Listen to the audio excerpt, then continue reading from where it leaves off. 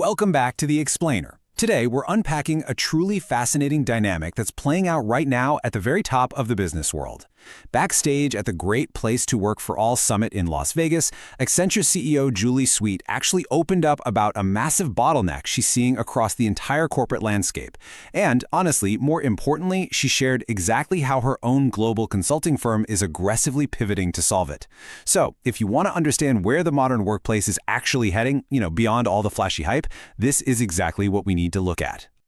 Okay, let's dive into this. Section 1, the corporate AI gap and the illusion of integration. So there's this stark tension playing out right now in corporate America. On the one hand, and you've probably seen this dominating the headlines, companies are just allocating massive resources, right? They're vastly increasing their AI investments. It's like a gold rush.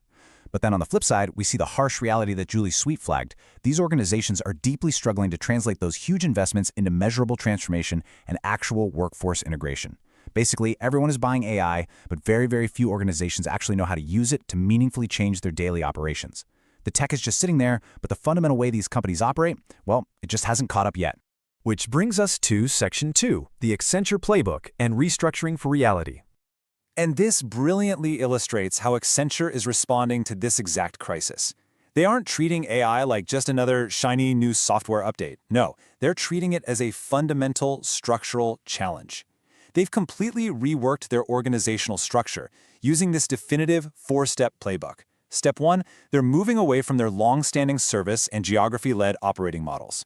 Step 2, they are redesigning the entire company for continuous AI-led reinvention.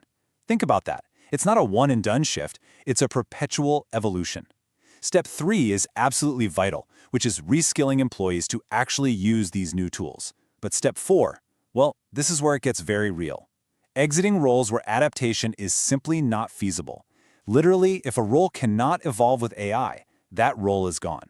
It's a definitive and, sometimes painful playbook for radical internal restructuring. Now, you might be wondering, what makes this particular transition so uniquely demanding? Well, it's the sheer speed of it all. Just look at how this compares to history. During past digital shifts, like, say, moving to the cloud or adopting the internet, companies would adopt the tech, figure it out slowly, and then, much later on, change how they evaluated employee performance. But the AI shift? It is moving exponentially faster. As Sweet points out, AI-related expectations are being integrated much, much earlier in the process. You literally don't get a 5-year grace period to figure out how a large language model works anymore. The expectation to perform using AI is being baked right into corporate evaluations today, right at the very beginning of the adoption curve. Moving on to Section 3. Changing the ship and navigating uncertainty. Now, what's really interesting about this slide is the human and financial reality of a transition of this magnitude. It comes with heavy costs. The raw internal reality of corporate transformation is undeniably harsh. As Julie Sweet says, we changed what the ship looked like. We really have completely changed ourselves multiple times. To actually make this AI shift happen, Accenture incurred massive restructuring charges. I mean, it costs a whole lot of money and effort to literally rebuild the ship while it's still sailing, right? Yet, astonishingly, they are executing this huge internal overhaul while simultaneously continuing to expand their global workforce. They're growing and mutating at the exact same time. But, we absolutely cannot ignore the human element here. When you change the ship multiple times, that uncertainty creates massive employee anxiety. People naturally wonder, is my job safe? Do I even have the right skills? Sweet makes it very clear that to survive this, total transparency is the absolute anchor required to maintain engagement. You just have to be totally honest with your workforce about what's happening and why. Good, clear communication is exactly what helps employees stay on task during such a massively disruptive transition. Without transparency, that anxiety completely paralyzes the workforce. But with it, they can focus and they can adapt.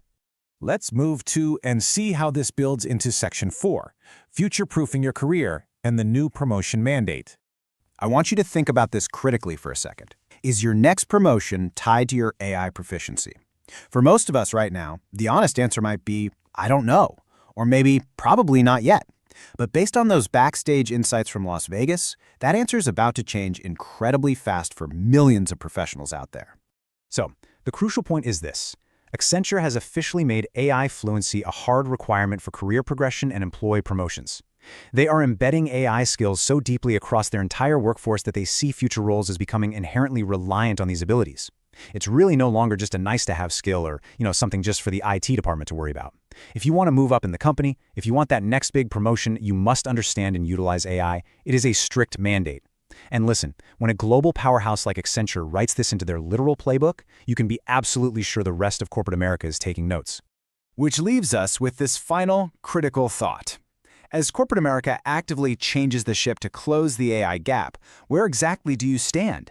Are you actively steering your own career toward AI fluency, ensuring you meet these new mandates for progression?